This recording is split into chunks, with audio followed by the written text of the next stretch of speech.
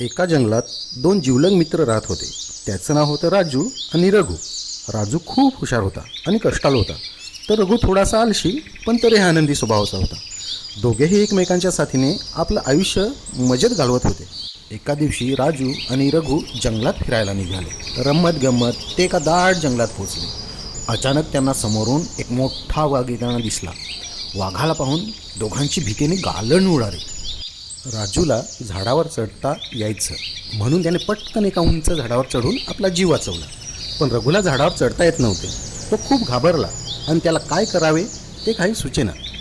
तेव्हा ते आधी सांगितलेली गोष्ट आठवली की वाघ मृत व्यक्तींना काही करत नाही. रघु लगेच जमिनीवर आडवा झाला आणि श्वास रोखून पडून राहिला. वाघ जवळ आला. त्याने रघुला हुंगून पाहिले.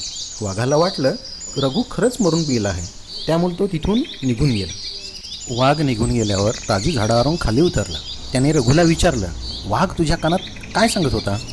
रघु हसून म्हणाला, तो म्हणत होता की संकटाच्या वेळी जो मित्र सोडून त्याच्यावर कधीही विश्वास ठेवू नकोस. ते ओळखायच्या काळात होते. त्या अर्थाने आपला मित्र असेल तो कधीही आपल्याला संकटात एकटा सोडणार नाही.